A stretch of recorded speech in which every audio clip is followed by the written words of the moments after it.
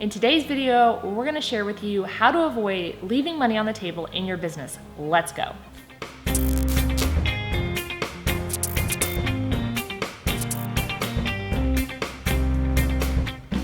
Before we get into the video, if you are new to our channel and like learning all about how to move your business into a new market and grow where you're planted, make sure that you hit that subscribe button and that notification bell so you don't miss out on any new content when it comes out. Leaving money on the table is something that no business owner wants to do. Make sure that you watch the full video so that you get our entire process that we use with our mentoring clients to ensure that they're not leaving any money on the table with their business.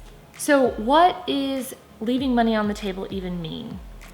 It is a phrase which means that you're not getting as much money as you could in business, that you are forgetting something, that you are leaving something out that maybe your customer wants, but you're not offering currently.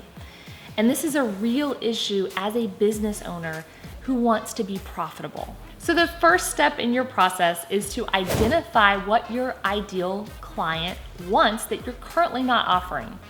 The best way to do this is to go back to your current and past ideal clients and call them, survey them, email them. Get really curious about what it is that maybe they wanted that you didn't offer. And offer an incentive for answering the question, whether that's a drawing for a $100 gift certificate, whether that's a quick Starbucks coffee card, whatever it may be. Your clients are more likely to answer those questions if you give them something in return. Step number 2 in the process is you want to look at your competition and what they're doing. So you're gonna go to your competition's website. You're gonna look through the whole website, not just their pricing page, not just their galleries page. Sometimes your competition will put things in weird places that don't make sense to you or even their ideal clients. But you want to know what it is they're offering. Scan through their About Me paragraph, look through their contact page, look on their homepage. Some of that information may be hidden and you want to go ahead and write that down. Take notes on this. And then once you've done that, head to their social media and check out Facebook, Twitter, check out YouTube. Do they have videos that may give you an insight into what they currently offer or don't offer for their ideal clients? Take notes on this. If you currently research your competition and their offerings, then I want you to write yes in the comments section below and let me know. So the next step in this whole process is to compile your list of information of what you want to do. You're going to take all of that information from your research, from what your clients told you, from what you saw your competition doing or not doing, and you're going to make a list of it. You're going to put these suggestions in a numbered order of what you want to do first, but you're currently not going to consider anything else as far as resources or capabilities. It's literally just a list of priorities of what you want to do first, second, and third. And then we're gonna worry about all the other minutiae after you've made that list. The next step is to evaluate what you want to do. Take a look at the list and the priorities that you've made and determine what is financially feasible. Have your clients ask for you to start doing boudoir, but you don't currently have a studio space to do that. Or maybe you don't have the finances to rent a dedicated studio space for yourself. Are there other ways that you financially could make that happen? Could you co-rent a space together with somebody else? Could you do them out of hotel rooms that your clients have rented? That's a determination that you have to make financially for yourself and where you're at.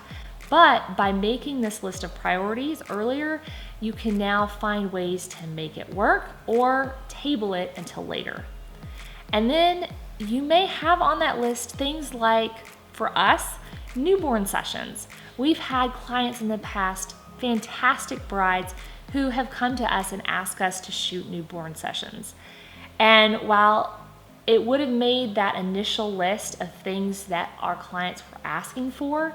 It's not something that I want to do. It's not something that I'm passionate about or that I'm really good at. I love babies. I love holding them. But taking pictures of somebody else's baby is not my forte. And so that's something that I would strike off of that list. And instead, I would find a quality newborn photographer that I could refer out to instead. Lastly, develop a plan to implement all of this. Without a plan, you're less likely to actually get this done. But you also want to be realistic about what it is that you're doing. It is so easy as a creative to have all these good idea fairy visits that don't actually ever come to fruition. So by creating a realistic, time-sensitive plan, you are more likely to get these things done. By having that plan in place, you're more likely to actually implement it. The longer you wait to get something done, the less likely it is that it's actually going to happen in your business. Developing a plan of action can be incredibly stressful and incredibly time-consuming, but you don't have to do this alone. Head to the show notes below to schedule your own complimentary consultation call with us so that we can help you get on the right track and quickly moving into creating that action plan for yourself. Leaving money on the table is just one small aspect of business growth and education. And so if you need more content just like this to grow in the market you're in or the market you want to be in, make sure you head to the playlist above to get more content to make more money and grow your business faster.